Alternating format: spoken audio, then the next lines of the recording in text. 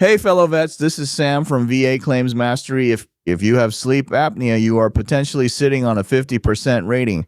That is a life-changing amount of money, over $1,000 a month, tax-free for the rest of your life, especially if you have a spouse and dependents. Over 20 years, that is $250,000 in tax-free benefits. But here's the problem. Sleep apnea is widely known among veterans and VSOs as the VA's impossible claim. Why is it so hard? Because unless you were one of the very few people who had a full-blown sleep study done while you were on active duty, wires hooked up to your head, sleeping in a hospital bed on base, the VA will almost automatically deny you. They will look at your service records, see zero mention of obstructive sleep apnea, and they will stamp not service connected on your file. They will say, you snored? Everyone snores. That's not a disability.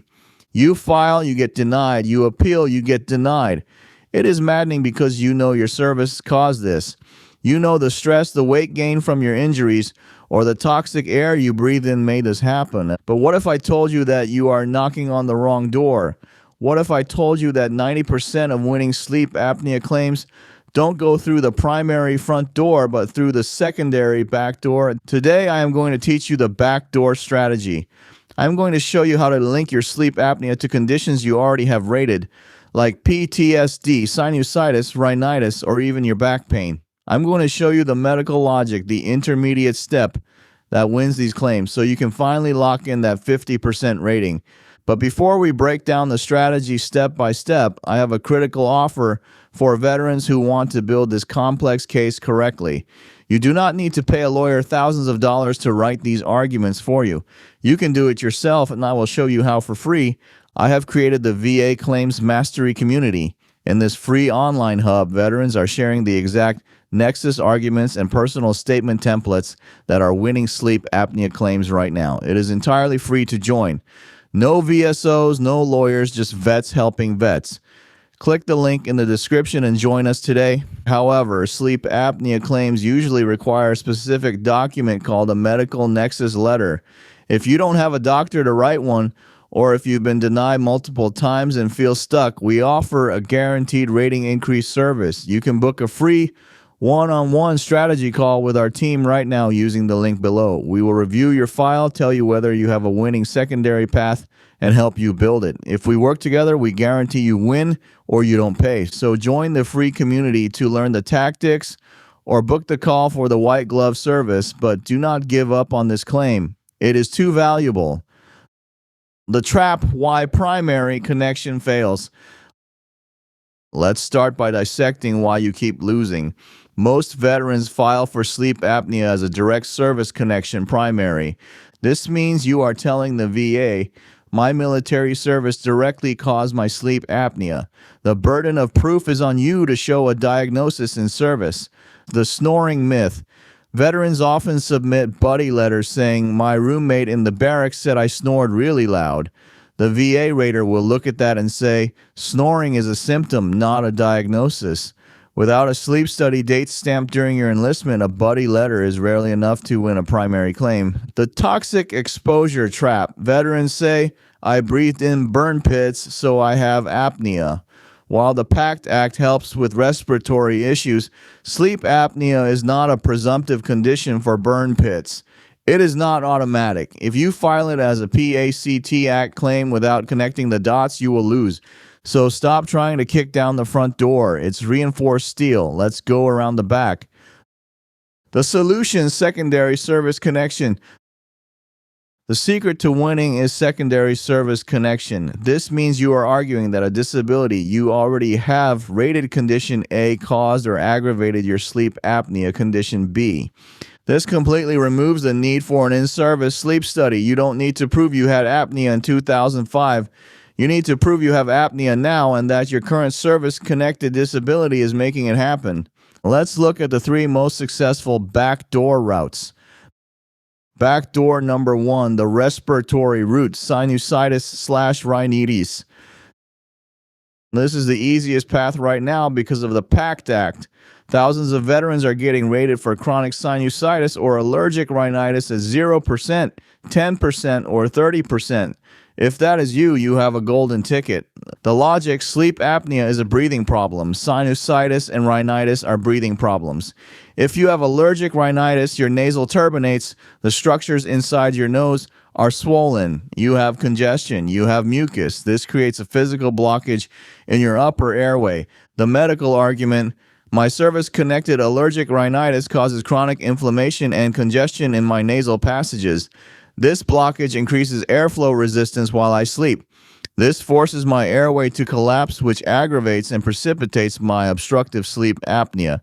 It is simple plumbing. If the pipes are clogged, rhinitis, the water can flow, apnea. What to do? When you file your claim, you must write a personal statement explicitly stating, my service-connected rhinitis aggravates my sleep apnea. When my sinuses are blocked, my apnea episodes are significantly worse. If you need the template for how to write this argument, it is in the free AI Claims Bootcamp in our community. Join via the link below. Backdoor number 2, the intermediate step, the PTSD and obesity. This is the insider secret that lawyers charge big money for. It is called the intermediate step theory. The VA knows that there is no direct link between PTSD, a mental condition, and sleep apnea, a physical condition. Your nightmares don't physically close your throat. If you say PTSD caused my apnea, they will deny you. You need a bridge. That bridge is weight gain, obesity. The strategy: you are not saying PTSD caused apnea. You are building a chain of causation. Step 1, your service-connected PTSD causes depression, lack of motivation, and high cortisol levels. Maybe your service-connected knees or back prevent you from exercising. Step 2, because of this sedentary lifestyle and depression, you have gained weight. You are now obese. Step 3, obesity is a known undisputed medical cause of obstructive sleep apnea. The fat deposits in the neck compress the airway. Therefore, your PTSD caused the weight gain, and the weight gain caused the apnea. You are claiming sleep apnea secondary to PTSD with obesity as an intermediate step. This is a legal, valid path to victory recognized by the VA's own M21-1 manual. But you have to spell it out. You need a nexus letter from a doctor that explicitly states the veteran's obesity is a result of their service-connected PTSD, and this obesity is the primary driver of their obstructive sleep apnea. Bonus angle: medications. Are you taking SSRIs, Zoloft, Prozac for your PTSD? Are you taking gabapentin for nerve pain? These drugs cause weight gain. That is another intermediate step you can use to link the conditions. Backdoor number 3, GERD, acid reflux. This is a lesser known but effective route. The logic: acid reflux causes acid to back up into the throat and airway. This causes inflammation and swelling of the soft tissues in the throat. That swelling narrows the airway, increasing the risk of collapse during sleep and causing apnea. Conversely, sleep apnea can cause GERD because the struggle to breathe creates a vacuum effect that pulls acid up from the stomach. It is a vicious cycle. If you are rated for GERD, you can link sleep apnea to it as a secondary condition aggravated by the acid reflux. The CMP exam, securing the 50% rating. Winning service connection is only half the battle. You still need to get the 50% rating. For sleep apnea, the rating is binary, 0%. You have a diagnosis, but you are asymptomatic, which is rare. 30%, you have daytime sleepiness, hypersomnolence. 50%, you require the use of a breathing assistance device, CPAP machine. 100%, you are in respiratory failure, very rare. The trap: many veterans go to the exam and try to be honest in the wrong way. The examiner asks, do you use your CPAP? The veteran says, well, I have one, but I hate it. It dries out my mouth, so I only use it once a week. The result: you get 0% or 30%. The rating criteria require that the device is medically necessary and that you use it. If you admit you don't use it, the VA can argue it's not required. The winning strategy: you must bring proof. Bring your CPAP prescription. If your machine has a data card or an app that tracks your usage, print out a report showing you use it. What to say: I use my CPAP every night. It is medically necessary. If I do not use it, I stop breathing and wake up gasping for air. My doctor has told me it is required for life support. Without it, I cannot function. Do not leave any room for doubt. The device is required. Top 5 questions to ace your sleep apnea C and P. To make sure you are fully prepared, here are the top 5 questions they will ask, along with exactly how to answer them. Question 1. Do you feel tired during the day? The trap. I'm a little tired. And because so? The answer. I suffer from severe hypersomnolence. I have fallen asleep while driving. I fall asleep at my desk at work. I have to take naps just to get through the day. It is dangerous, and this confirms the severity. Question 2. Has your weight changed since service? The trap. Yeah, I got old and fat. The answer. Yes, I have gained significant weight, but it's because my service-connected back pain prevents me from exercising, and my PTSD medication slows my metabolism. My weight gain is a symptom of my service-connected disabilities. This supports the intermediate step. Question 3. Do you have trouble with the CPAP mask? The trap. Yes, so I take it off. The answer, Troy. Yes, it is uncomfortable, but I force myself to wear it because I stop breathing without it. I'm working with my doctor to find a better fit, but I ensure I use it nightly because it is a medical necessity. Question 4. Did you snore in service? The trap. I don't remember. The answer. Yes, my squad mates constantly complained about my snoring and gasping for air. I didn't know it was apnea then, but looking back, the symptoms started in service and have progressively gotten worse. Question 5. How does this affect your work? The trap. It doesn't really.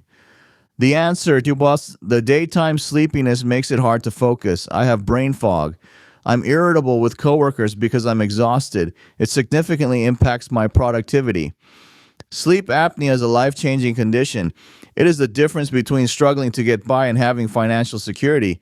But you have to fight smart. You have to use the back door. You have to connect the dots for the VA because they will not do it for you.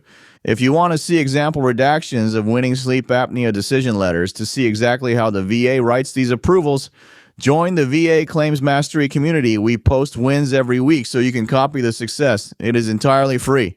And if you want to skip the guesswork, if you wish for our team to write the arguments, find the Nexus doctors, and build the intermediate step case for you, book the one-on-one strategy call. It's free to talk. And if we take your case, we guarantee you win or you don't pay. You served, you sacrificed, and now you deserve to sleep soundly knowing your benefits are secure. Click the links, get the help you need, and let's get you that 50%.